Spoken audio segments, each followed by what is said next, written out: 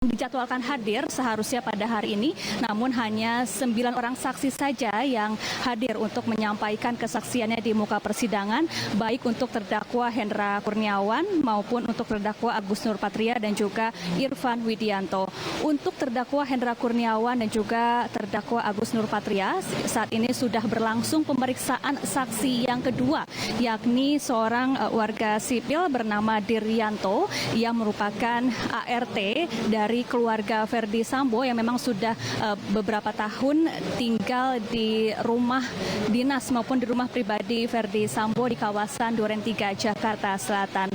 Saat ini pemberian keterangan masih berlangsung, namun ada beberapa poin penting yang tadi bisa kita simpulkan dari keterangan yang disampaikan oleh Diryanto, yakni pertama terkait bahwa ia menyampaikan kerusakan CCTV di rumah dinas Verdi Sambo di Duren 3 menurut Diryanto sudah terjadi sejak pertengahan Juni 2022 atau artinya sebelum kasus pembunuhan Brigadir Yosua terjadi.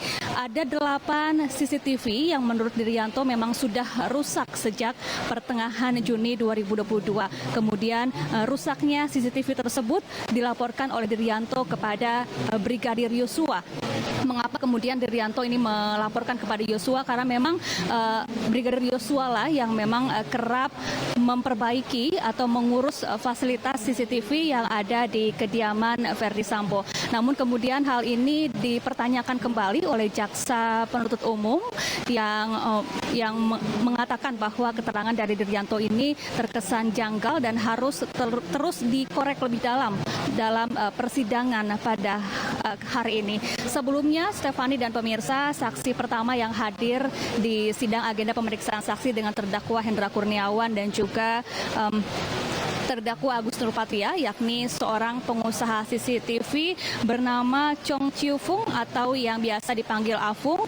Afung ini menjelaskan bahwa pasca peristiwa penembakan Brigadir Yosua, ia sempat dihubungi oleh sejumlah orang yang beranggota polisi untuk mengganti beberapa DVR CCTV yang ada di sekitar TKP pembunuhan di rumah dinas Verdi Sambo di kawasan Duren 3, Jakarta Selatan. Afung juga mengaku menerima sejumlah uang sebagai biaya atau ongkos untuk mengganti DVR CCTV senilai lebih dari 3 juta rupiah yang ditransfer oleh seseorang yang bernama Irfan Wijaya. Dan kemudian Stefani dan pemirsa, setelah kesaksian dari Afung dan Diryanto, masih ada 7 orang saksi lagi yang nantinya akan menyampaikan kesaksiannya di muka persidangan pada hari ini untuk terdakwa Hendra Kurniawan, Agus Nurpatria dan juga Irfan Widianto. Stefani. Ya, Syafa, apakah sudah ada informasi apakah nantinya 7 saksi lainnya ini akan diperiksa secara terpisah atau bersamaan? Ya, Stefani dan pemirsa, hingga saat ini belum ada keterangan resmi yang disampaikan oleh pihak Pengadilan Negeri Jakarta Selatan, oleh jaksa maupun pengacara terkait bagaimana nantinya mekanisme pemeriksaan saksi akan berlangsung. Kalau tadi kita melihat untuk saksi Afung yang merupakan pengusaha CCTV dan juga saksi Diryanto yang merupakan warga sipil yang merupakan ART Verdi Sambo diperiksa secara sendiri-sendiri, secara terpisah begitu. Kemudian ini artinya masih ada sekitar 7 saksi lagi yang akan diperiksa dan ketujuhnya ini merupakan anggota kepolisian Republik Indonesia yang sebagian besar merupakan anggota polisi yang bertugas di Mapolres Jakarta Selatan. Kalau kita lihat dari profil para saksi yang nantinya akan diperiksa setelah Diryanto ini, yakni sama-sama beranggotakan polisi, ini bisa jadi pemeriksaan akan dilakukan secara bersamaan untuk mempersingkat waktu dan juga untuk mempermudah hakim, jaksa dan pengacara untuk mengulik keterangan dari mereka sehingga bisa langsung dikonfrontasi antara satu saksi dengan saksi lainnya. Dan Stefani dan pemirsa, saya juga ingin bercerita mengenai kesaksian dari saksi yang saat ini tengah bersidang atau menjadi saksi di persidangan kasus perintangan penyidikan kasus pembunuhan berencana Brigadir Yosua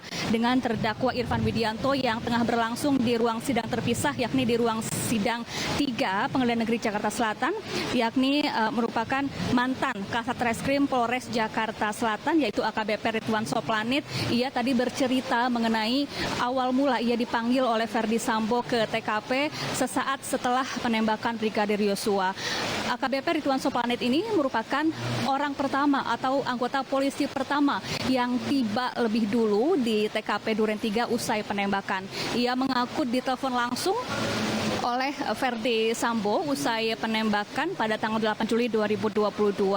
Kemudian Ridwan Soplanit yang rumahnya berdekatan dengan Verdi Sambo langsung segera meluncur ke rumah Verdi Sambo dan masuk melalui pintu belakang atau pintu bagian dapur.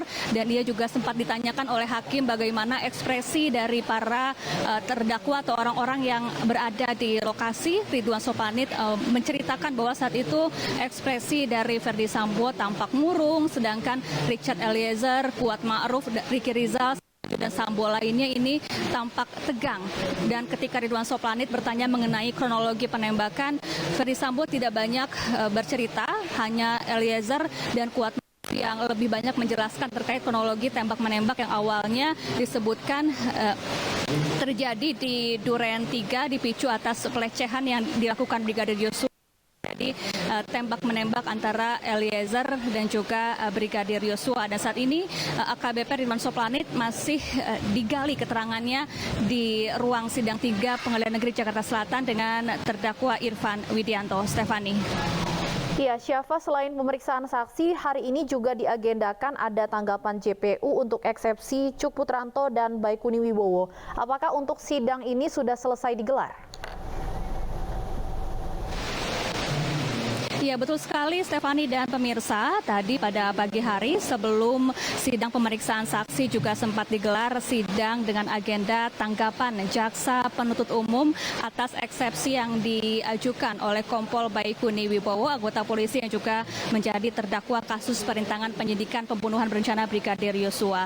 Jaksa meminta kepada majelis hakim untuk menolak seluruh eksepsi yang diajukan oleh Baikuni Wibowo.